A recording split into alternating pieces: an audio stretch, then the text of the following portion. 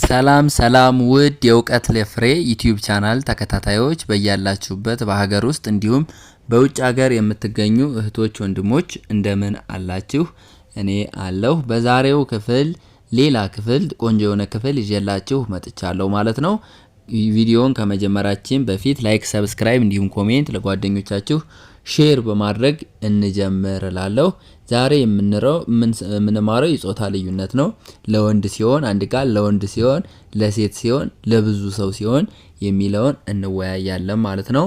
መጀመሪያ እዚህ ጋር ምን ይላል? እዚህ ጋር ለወንድ፣ ለወንድ፣ ለሴት፣ ለሴት፣ ለብዙ፣ ለብዙ። አሁን አንድ ቃል ለወንድ ሲሆን የምንለው አለን፣ ለሴት ሲሆን እንቀይረዋለን፣ ለብዙ ሰው ሲሆን ደግሞ ይቀየራል አይደለ? ስለዚህ ይሄን ነው ዛሬ ልዩነት የምንማር። ምሳሌ የመጀመሪያው ቃል የመጀመሪያው መጣ፣ መጣ ይላል። ማን? እሱ፣ ለወንድ ማለት ነው። ለሴት መቼም መጣ ይባላል፣ መጣች ነው። ስለዚህ መጣ ለወንድ ማለት ነው። እሺ መጣች፣ ለሴት ደግሞ መጣ የሚለው ለወንድ የሆነው ለሴት መጣች፣ መጣች። ለብዙ ሲሆን ደግሞ መጡ፣ መጡ ይሆናል ማለት ነው። መጣ፣ መጣች፣ መጡ ለወንድ ለሴትና ለብዙ ሲሆን ማለት ነው። እሺ ቀጣይ ሰራ፣ ሰራ። ለምን? ለወንድ፣ ለወንድ ሰራ። ሰራች፣ ሰራች ለሴት ሰራች።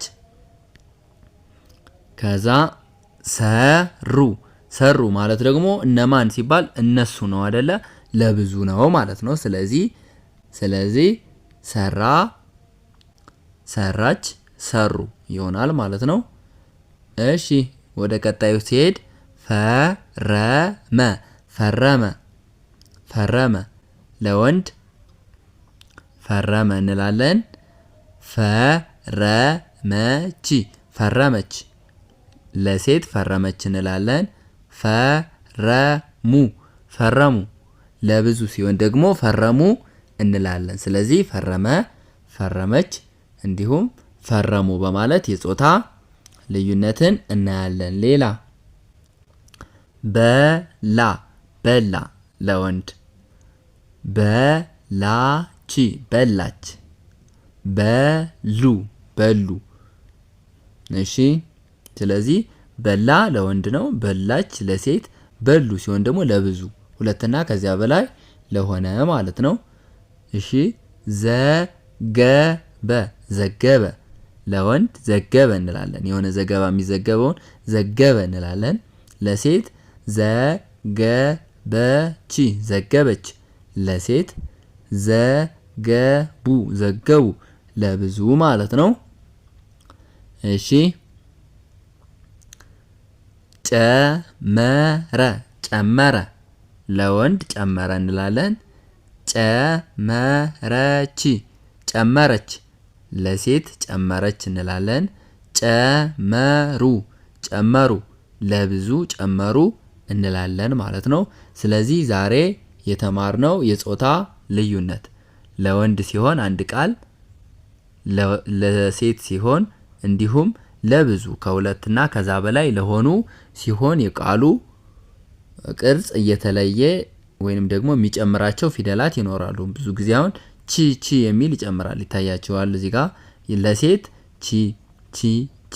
እዚህ ጋር በላ ነበረ፣ በላ ላይ ቺ ስንጨምርለት በላች ለሴት ይሆናል። ኡ የሚል ደግሞ ብዙ ሲሆን ደግሞ ኡ የሚል ድምጽ አለው። በላ ላይ በሉ ኡ የሚል ድምጽ ስንጨምርበት በሉ ይሆናል። ዘገቡ፣ ጨመሩ የሚል ድምጽ ይኖረዋል ማለት ነው። ለሴት ሲሆን ግን ብዙ ጊዜ ቺ ነው የምንጨምርበት።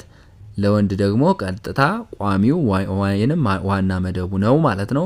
ይሄ ግን በመጨረሻው ወደ ኡ ስለሚቀየር ሁለተኛ ፊደልን ይጨርሳል ማለት ነው። በሁለተኛ ፊደል ይጨርሳል ማለት ነው። ስለዚህ በዚህ መልኩ የጾታ ልዩነትን መማር እንችላለን። እናንተ ደግሞ ሌሎች ቃላቶቹን እየመሰረታችሁ መወያየት ትችላላችሁ ማለት ነው። ስላዳመጣችሁኝ አመሰግናለሁ። ዩቲዩብ ቻናሉ ላይክ፣ ሰብስክራይብ እንዲሁም ኮሜንት በማድረግ እንድሰራላችሁ የምትፈልጉት ርዕስ ካለ ኮሜንት ጋር በማሳወቅ ሰራላችኋለሁ ማለት ነው። ሌላ ኦንላይን መማር የምትፈልጉ ካላችሁ ስልክ ቁጥሬ ቪዲዮዎች ላይ ስላለ በዛ አማካኝነት ማግኘት ትችላላችሁ። አመሰግናለሁ።